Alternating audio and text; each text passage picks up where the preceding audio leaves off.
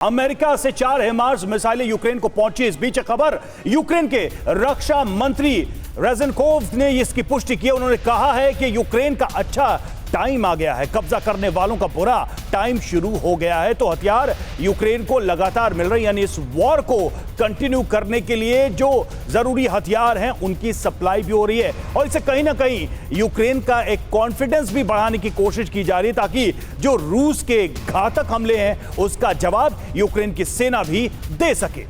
और देखिए, ये बहुत अहम डेवलपमेंट है जिसके बारे में रवि ने आपको बताया। 4 हिमार्स सिस्टम पहुंच गए हैं यूक्रेन, और हिमार्स को दरअसल गेम चेंजर मिसाइल क्यों माना जाता है ये समझिए। रूस से टक्कर लेने में हिमार्स का बहुत अहम रोल रहा है। यूक्रेन की बहुत मदद की है इसने। खुले मैदानों में रूस को बड़ा नुकसान पहुंचाया है हिमार्स ने।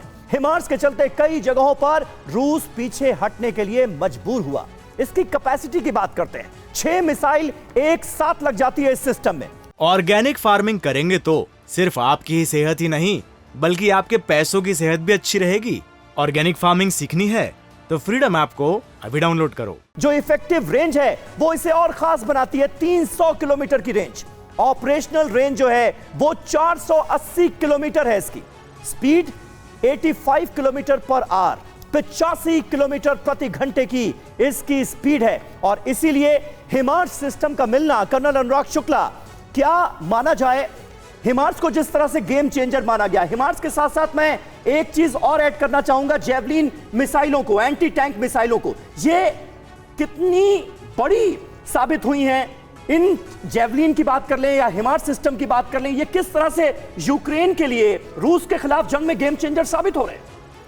जी बिल्कुल, इनिशियल स्टेज में देखा गया था तो ये जेवलिन मिसाइल हिमार्स बहुत ज़्यादा कारगर साबित हुई थी गेम चेंजर की तरह। लेकिन जैसे जैसे युद्ध आगे बढ़ा है, हमने देखा है कि जो छोटे छोटे टैक्टिकल वेपन्स हैं ये सिर्फ शॉर्ट रेंज के हैं, और ये केवल टैक्टिकली उस युद्ध क्षेत्र में उसी जगह पे काम कर रहे हैं, लेकिन युद्ध में किसी तरह का बदलाव या चेंज लाने में सक्षम नहीं हुए हैं। तो आने वाले समय में जैसे आपने देखा कि रशिया ने जब लेकिन इसके पीछे तो नाटो कंट्रीज की, अमेरिका की साफ तौर पर स्ट्रैटेजी है ना कि लॉन्ग रेंज हथियार जो है वो नहीं मुहैया कराए जाएंगे, उससे युद्ध विध्वंसकारी हो सकता है। बिल्कुल, तो इसी चीज में हम दूसरी चीज देखें कि जैसे अभी लास्ट 2 दिनों के अंदर जब रशिया ने मिसाइल्स दागे यूक्रेन के ऊपर, तो इसमें सबसे बड़ा क्लियर दिखाई पड़ता है कि एयर डिफेंस सिस्टम जो यूक्रेन को दिए गए हैं अभी तक, वो सारे के सारे फेल हो गए। वो किसी तरह से कारगर नहीं हुए। चाहें तो ये बात समझ में आ रही कि एक तरफ रूस भी और अमेरिका दोनों इस वॉर को लिमिटेड रखना चाहते हैं, ऐसा लग रहा है, क्योंकि उधर से सप्लाई उसको लिमिटेड रखने के लिए की जा रही है, और इधर से जो अटैक है वो भी एक लिमिटेड डिस्ट्रक्शन की तरह ही किए जा रहा है। देखिए, इसमें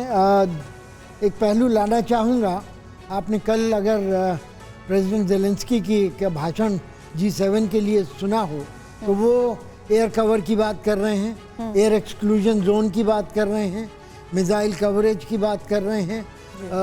वो उनको मिलने वाला नहीं है जहाँ तक नाटो का सवाल है, क्योंकि उससे जो ये युद्ध का क्षेत्र है वो बढ़ जाएगा। बिल्कुल, और टिट फॉर टैक नहीं तो ज़ेलेंस्की क्या ये समझ नहीं पा रहे कि लिमिटेड वॉर में सबसे ज्यादा नुकसान उस लिमिटेड एरिया का ही होगा, यानी यूक्रेन का होगा। जी, उनका नुकसान तो हो रहा है, उस नुकसान से बचने के लिए air sorry to button sir, but यही एक मजबूरी है कि बार बार ज़ेलेंस्की सामने आते हैं और एयर डिफेंस सपोर्ट को लेकर ये मांग बार बार वो दोहराते आए हैं। ऑर्गेनिक फार्मिंग करेंगे तो सिर्फ आपकी ही सेहत ही नहीं, बल्कि आपके पैसों की सेहत भी अच्छी रहेगी।